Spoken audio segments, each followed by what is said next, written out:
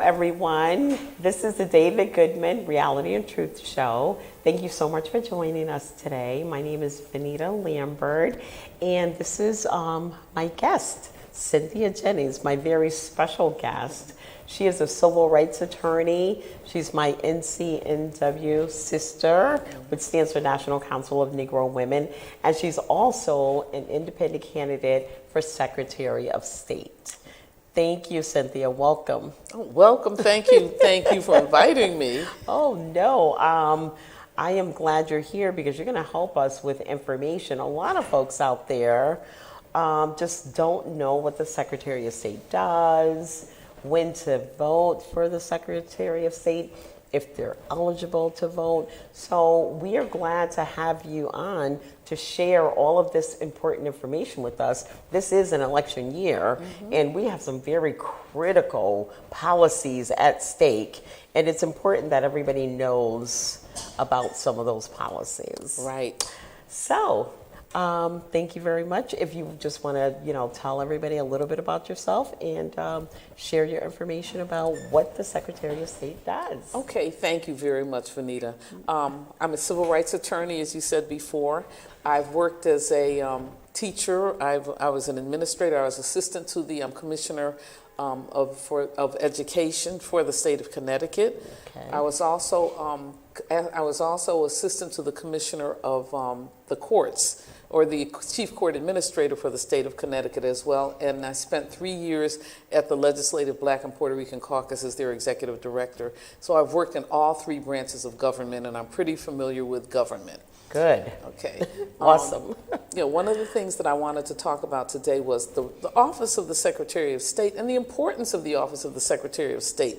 The Secretary of State's office, actually, the Secretary of the State is the highest election official in the state of Connecticut.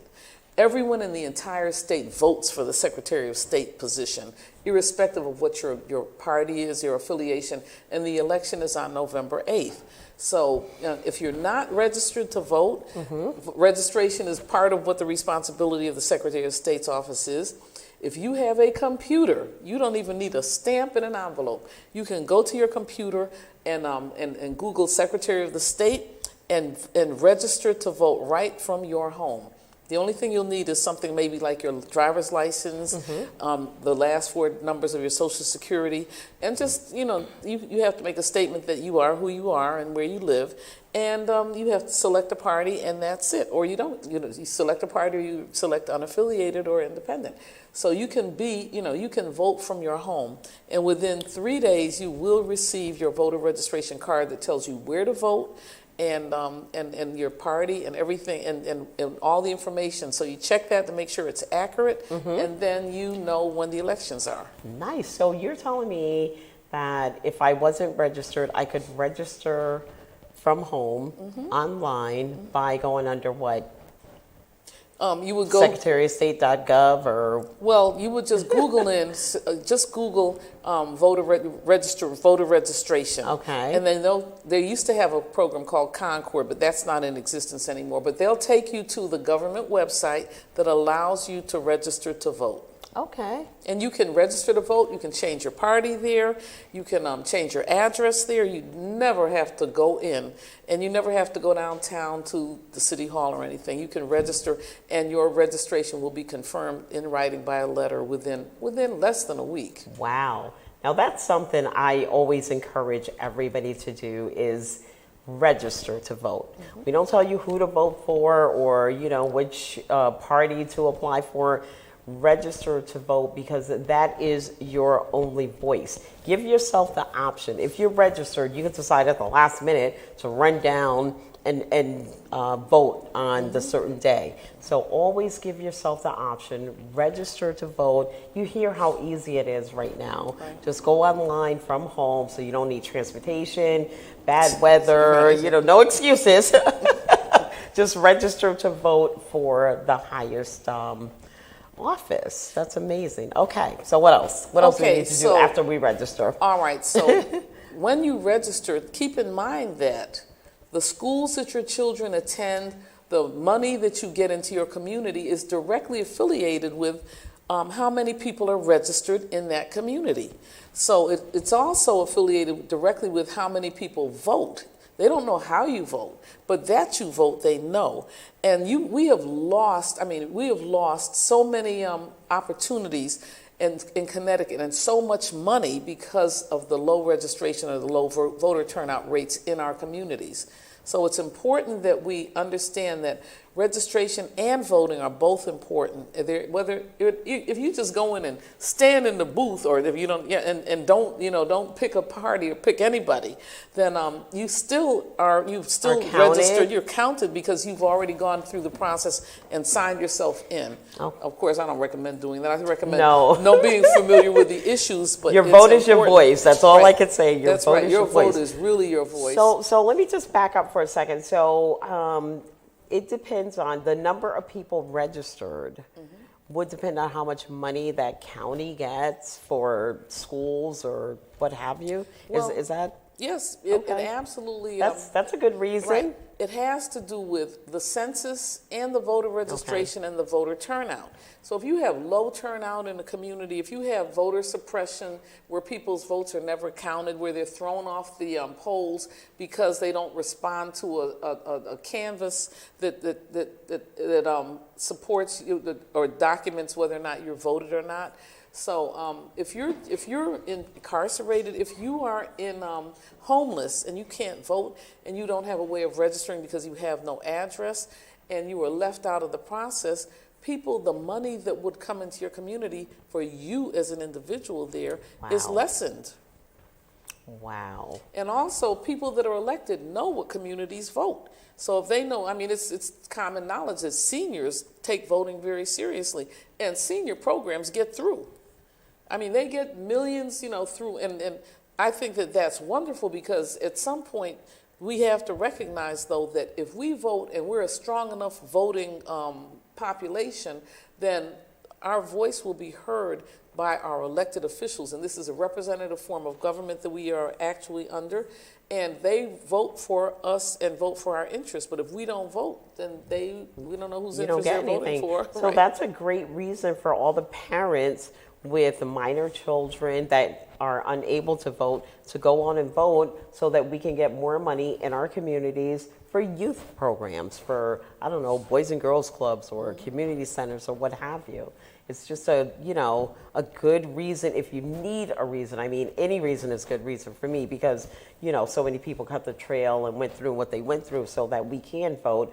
But if you need a reason, we could help you find one. If you have children and you need youth programs, you need after school programs and things like that, that's a good reason to go out and vote for whomever. It is. And I think that also we should recognize that the school system does not train our children how to vote. So it's important that we have programs that are targeted to our children and that every single child that's 17 and a half years old before they graduate should be registered to vote before they graduate. We lose them after. Yeah. And they should also participate in school elections and make sure that they understand what it is to run for office, what it is to develop a campaign speech, what it is to go out and encourage voters. So it's important that they recognize that that our young people need to be trained to vote.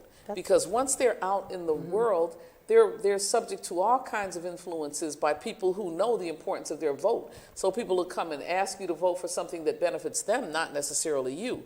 So we want to vote. We want to vote our interests. That is a great idea to have it in school, have them practice it, in high school, and be registered when they leave. Right. At 17 and a half, some kids are even 18 while they're in high school, depending on when your birthday is, if you start late.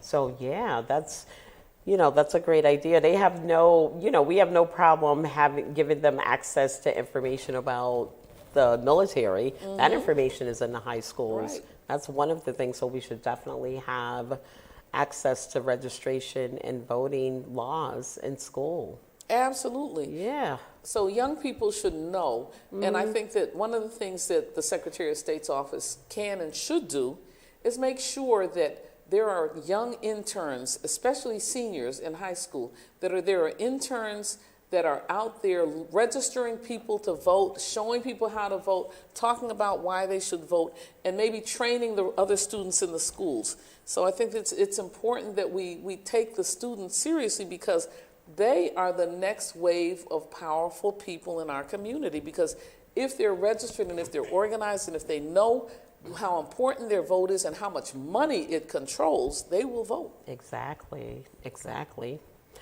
Wow, I didn't know about all the money, so. And I didn't know, well, you know, I'm from a community where we weren't taught anything about voting.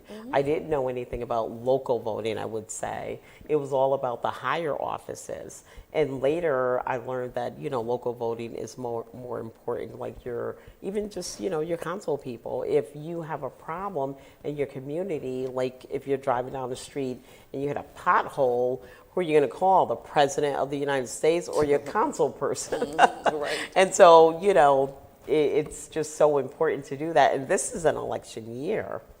Right.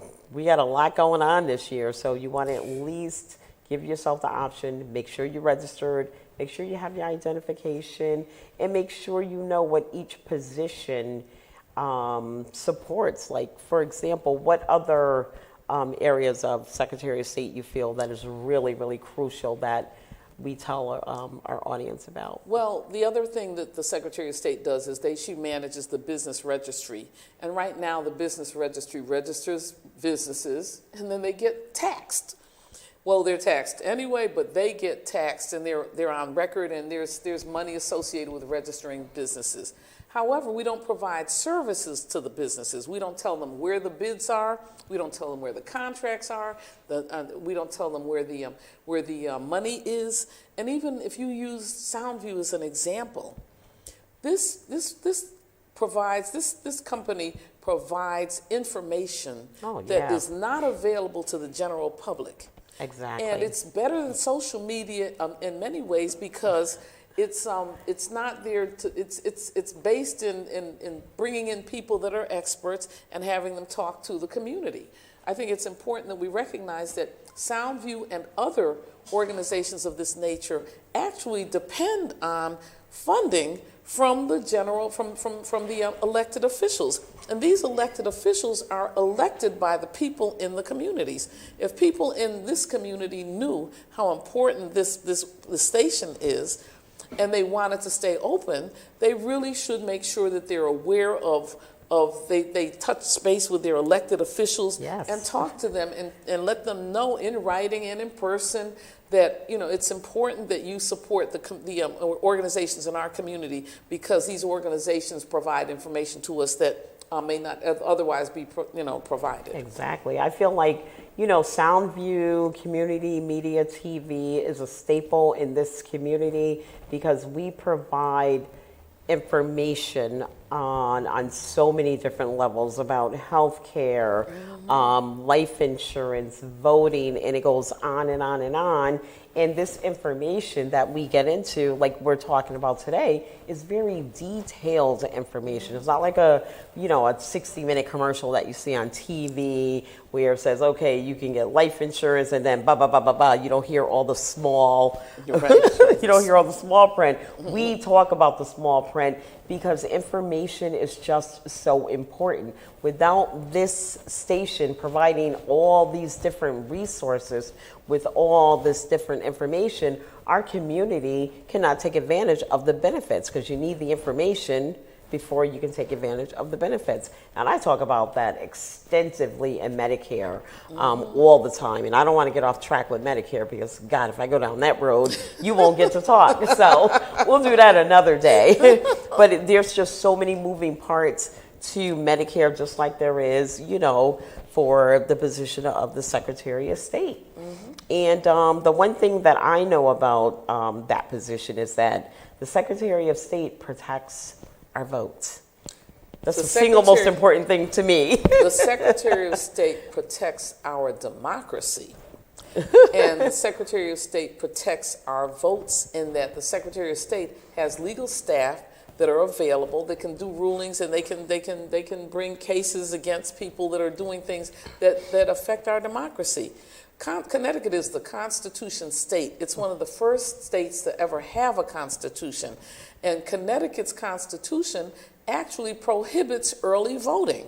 So you can't, if you have to vote one day on a particular day in a particular year, and that's the only time you can vote, and you work that day, or you're sick that day, or you're in, something happens and you're not available that day, then your vote is not heard. Exactly. So in many states now, they have early voting up to 15 days in advance of an election. You can vote. Okay. Connecticut, it's against the Constitution. Wow. So there are things that have to be done that bring us up to par, up to the level of the other states. We're the sixth most restrictive state when it comes to voting laws. Wow. So we definitely need a change. Another thing I heard about was inactive voting list. Oh my goodness, I didn't know there was such a thing. I thought once I registered, I'd be registered for the rest of my life, unless I change my address or something like that. Talk about the inactive registry. Okay, so there are two in many towns. I know in Hartford, I know in probably in almost every town in Connecticut. Number one, there's a legal canvas that is done that sends out postcards to everyone to make sure that they are registered to vote. So when you get the postcard, you fill it out, sign it, and say, I live here at this address, or I moved, and you put the new address, and you send it back in. Okay. And then your name is on the active voters list.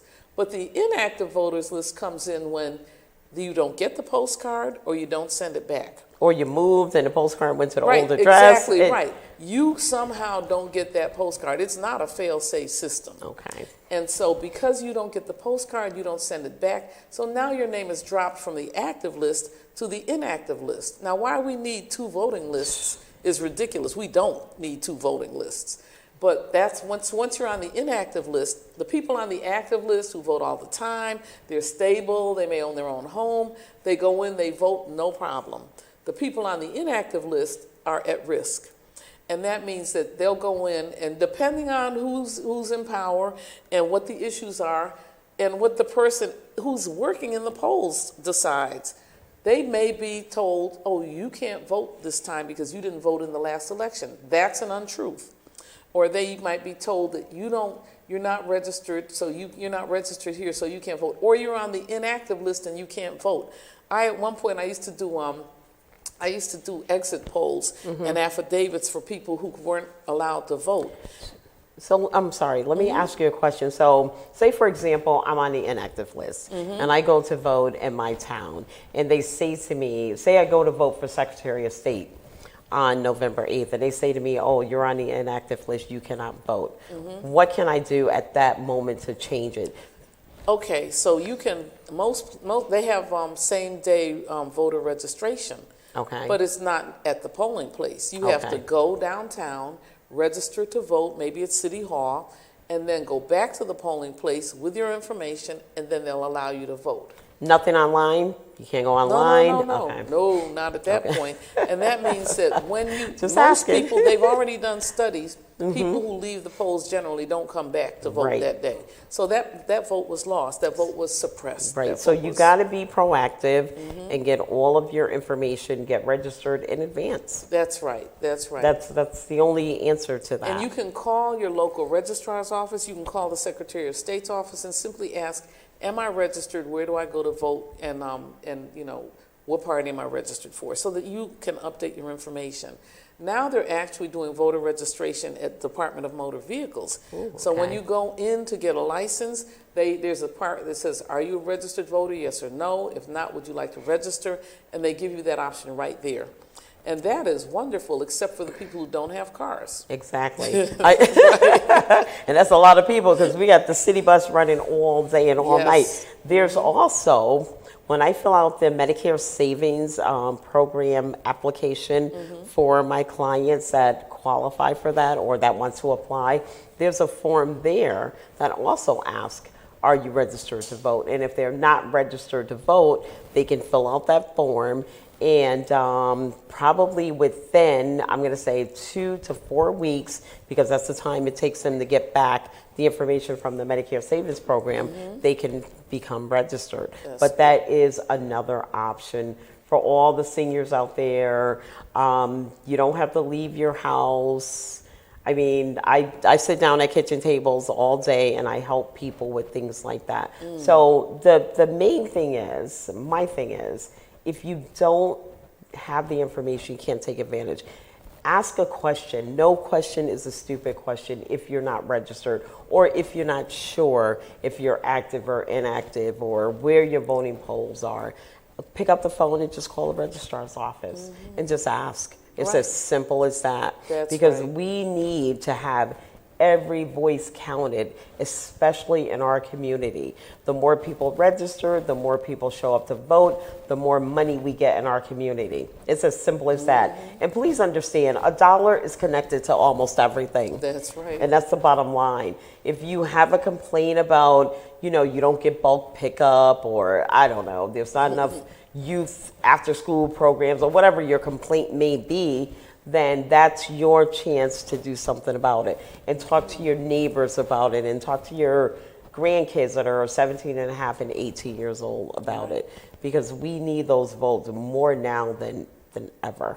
Right, and now young people are so good on computers and tablets. Oh, yeah. They can register to vote. They can register themselves to vote. Oh. And they can register their friends to vote. I mean, you could have a little community action where the kids get together and they register, and they go up and down the street and they register other people to vote. Oh my goodness, at light speed, they're not even gonna look, they go, I'm registered. I'm like one of those slow texters, I'm looking at the words and I gotta go back and check it. Exactly. So young people can absolutely be involved. You can start a little voter registration drive in your town, right in your community, and the kids can run it.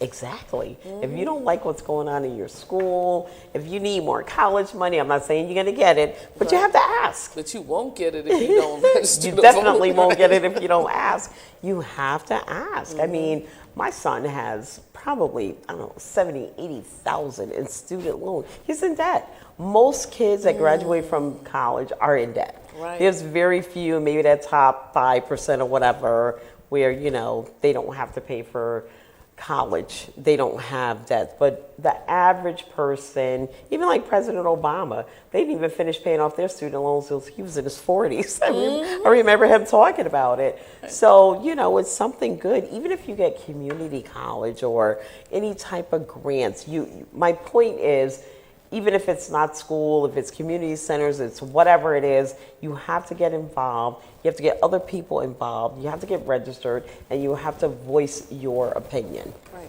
And one of the things that I think is very important is that we lobby our legislators to waive tuition. Okay, and if young people know that they are not going to get in debt if they register in mass and then go and lobby their elected officials, because that whole thing about tuition-free education has been discussed now. It's being discussed now. So I think it's important that young people understand that they can control their own destiny. Who wants to be in debt who wants an $80,000 or $100,000 debt when you can buy a house or a car or both on credit? Exactly. Right. So for all the grandparents and parents that are listening to this show, bring that information to your children. That's right. That's right. And let them know, and it's going to help you too, because guess who's paying for it? That's right. That's right. Or co-signing. It's unbelievable what's out there. Right. There's an ocean of money out there. There's a lot of grants out there, but we need to do our job and fill out the paperwork, get the information, and get the money. I was talking to a gentleman where he was trying to help small businesses. We were just talking about that. And a lot of the grants that were applied for was rejected due to paperwork. So get your little teenagers out there, your high school, they're excellent on the computers. Right. And just get the information, that you need. If you don't know how to fill out a form, or if you don't know how to apply for a grant, Google it or call someone. There's so much information out there now that we didn't have in the 70s and the 80s. We had to go to the library and open up a book and figure everything out. Now you can open up your phone, go onto Google, what grants are available for, I don't know, after school programs or whatever business you have, and just apply for them, especially with the COVID relief money that's out there now. Right. To help people that were, adversely affected by COVID that had to shut their business down for 2 years. And, like even landlords, things like that. It's just so much information out there that we have to get to, and voting is the key. So we have about 2 minutes left. Okay. And on that note, I'm going to let you have the last 2 minutes to just share whatever you like to share with our audience that you feel is really, really crucial. I think what's really crucial is that our audience understand that it is their responsibility to run for office, so that they can change the trajectory that's going on in terms of how money is being spent.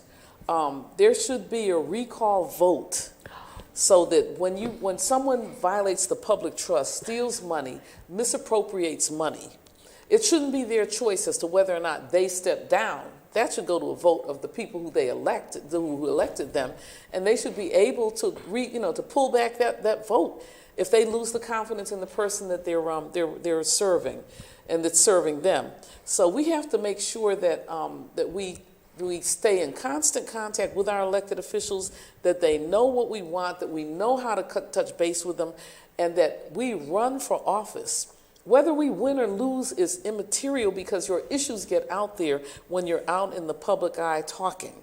And you have a reason for running. You run because something is not going right in your life that you think needs to be changed. So you're talking about the COVID monies. There's a big question on where are the COVID monies? What happened to the COVID monies? Exactly. And if you really want to know, you can run for office. You can get involved in press conferences. You can go ask your elected officials to address that. Wow. And, it's our job to hold who we vote for accountable. And I think that has a lot to do with the recall vote. I didn't even realize that was something we could actually run for, I mean, put on the ticket. We're running for, whatever, Secretary of State, because we believe there should be a recall vote. I think that's a great point. A great point. So whatever you think is a great point, get yourself registered and let's vote. Cynthia, thank you so much for all this information. Thank we really you. appreciate it. And you're welcome to come back. November's a long way off, so we will be seeing her again. Thank you all for joining us. This is the David Goodman Reality and Truth Show, and we're on your side.